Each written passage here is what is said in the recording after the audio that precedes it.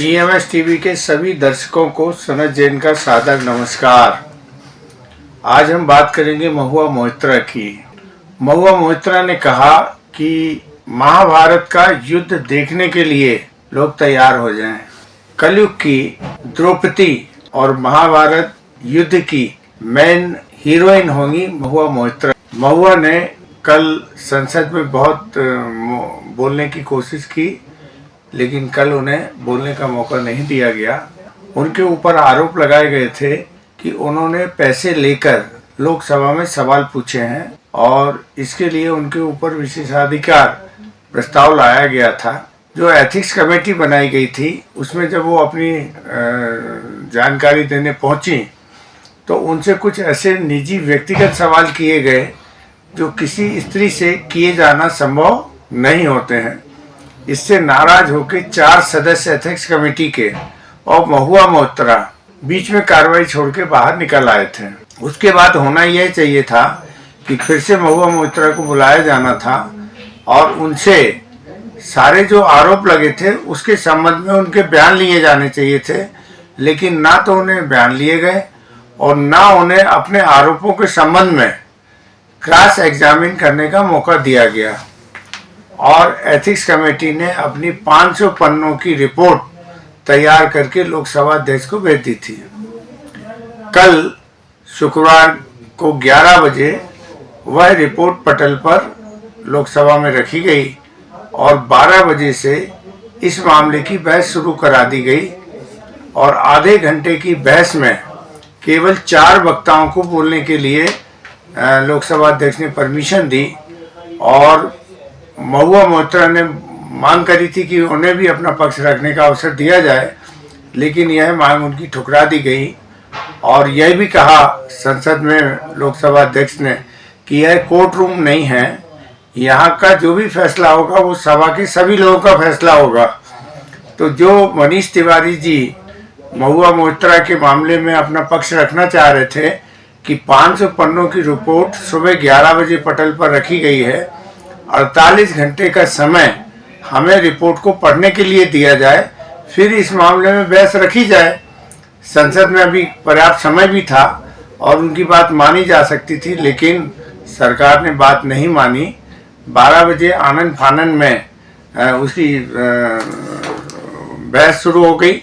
और केवल 4 वक्ताओं को बोलने का मौका दिया गया और आधे घंटे के अंदर ध्वनि मत से महुआ मोइत्रा को संसद की सदस्यता समाप्त करते हुए उन्हें हमेशा के लिए अलविदा कर दिया गया। विपक्ष ने एकजुटता दिखाई। मैं यहाँ तो यह भी कहूँगा कि महुआ मोइत्रा के मामले में एक बार सरकार ने फिर से विपक्ष को एकजुट करने का मौका दे दिया है। वहीं एक महिला जो अपना पक्ष बार बार रखने की एथिक्स कमेटी में भी बात कर रही थी और कल भी उसने लोकसभा में कहा कि हमें भी अपना पक्ष रखने का मौका दिया जाए, लेकिन उसे अपना पक्ष रखने का मौका नहीं दिया गया और एक रणचंडी की तरह बेफर के महुआ मोइत्रा ने अपना पक्ष बाहर आके रखा। बाहर आकर उन्होंने कहा कि मैं ये कह रही हूँ कि अब लोग महाभारत का युद्ध देखने के लिए तैयार हो जाएं और एक हिसाब से उन्होंने, जैसे महाभारत के युद्ध में द्रौपदी की भूमिका थी कि जिस तरीके से उन्हें दुर्योधन और उनके भाइयों ने उनके वस्त्र हरण का प्रयास किया था और भगवान कृष्ण ने आके उनकी रक्षा की थी, तो वैसे ही रक्षक के रूप में अब महुआ मोइत्रा ने जनता को पुकारा है कि वो इस महाभारत के युद्ध में उनके साथ आकर खड़े हो जाएं। बहरहाल एक बहुत छोटी सी बात थी कि यदि महुआ मोइत्रा को निकालना भी था तो कम से कम उन्हें अपनी बात कहने का मौका एथिक्स कमेटी में दिया जाना चाहिए था। जो 500 पन्नों की रिपोर्ट बनी है तो संसद में उसे 2 दिन का समय यदि सांसदों को पढ़ने के लिए दिया जाता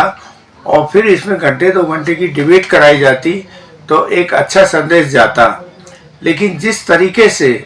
महुआ मोइत्रा का निष्कासन किया गया है उससे सत्ता पक्ष की ही किरकिरी हुई है। ऐसा सभी को लग रहा है कि सत्ता पक्ष ने अपनी जिद में आके और उन्हें इस तरीके से कि जल्दी से जल्दी बाहर करो और करके सारे विपक्ष को भी एकजुट होने का मौका दिया है वहीं एक सहानुभूति लहर महुआ मोइत्रा को लेकर पूरे देश में बन गई है। इस बात को भारतीय जनता पार्टी को भी समझना होगा। कल एक और नई बात हुई कि जब महुआ मोइत्रा का ये निष्कासन हुआ तो निष्कासन होने के बाद लोकसभा अध्यक्ष का यह कहना कि यह कोर्ट नहीं है, एक जिसके मौलिक अधिकार हैं, जिसे इतने लोगों ने चुन के अपना सांसद बना के भेजा है, उसे भी संसद में अपनी बात कहने का अवसर नहीं दिया गया। जितनी जल्दबाजी इस मामले में करते हुए और आनन फानन उनकी सदस्यता खत्म की गई है, तो इससे जो एक मैसेज गया है, और विशेष रूप से सबसे खराब बात इसमें ये रही कि भारतीय जनता पार्टी ने और सरकार ने इसके लिए व्हिप जारी किया था, और व्हिप जारी करने के बाद सारे सदस्यों को इस प्रस्ताव के पक्ष में ही मतदान करना था। तो नेचुरली जब व्हिप जारी हो गया था तो बहुमत के आधार पर महुआ मोइत्रा को संसद से तो निकाल दिया गया है, लेकिन अब वो पूरी तरह से स्वतंत्र हो गई हैं, और स्वतंत्र होने के बाद अब वो अपनी बात जिस तरीके से कहेंगी, और उन्होंने एक हिसाब से इशारा भी कर दिया है कि जैसे द्रौपदी का जो चीरहरण हुआ था और उसके बाद उन्होंने जो कसम खाई थी, वही कसम कल लोकसभा से बाहर निकलते हुए महुआ मोइत्रा ने खाई है कि अब महाभारत युद्ध देखने के लिए तैयार रहें, और वो कलयुग की एक हिसाब से द्रौपदी बनकर सामने आ रही हैं। अब देखिए इस मामले में क्या होता है, लेकिन अंतोगत्वा ये कहना होगा कि सरकार ने जो जल्दबाजी की है उसके कारण महुआ मोइत्रा को एक तो सहानुभूति मिल रही है, और उस सहानुभूति से बचा जा सकता था। और यदि एथिक्स कमेटी से फिर से उन्हें बोलने का, उनकी अपनी बात रखने का मौका देते, और संसद में भले नहीं बोलने का किसी को मौका देते, लेकिन मैसेज ये जाता कि उसके साथ भी कहीं न्याय हुआ है। अब बात ये जा रही कि एक महिला के साथ सब लोगों ने मिलकर किस तरह से अन्याय किया है, ये मैसेज पूरे देश और दुनिया में गया है। ये कहीं से भी अच्छा नहीं कहा जा सकता है। बहरहाल समर्थ को ने दोष घुसाई, जो हो रहा है समर्थ व्यक्ति जो चाहता है वो कर लेता है, उसके आने वाला समय फिर उस बात की परीक्षा करता है कि जो किया गया था वो उचित था या अनुचित था। धन्यवाद।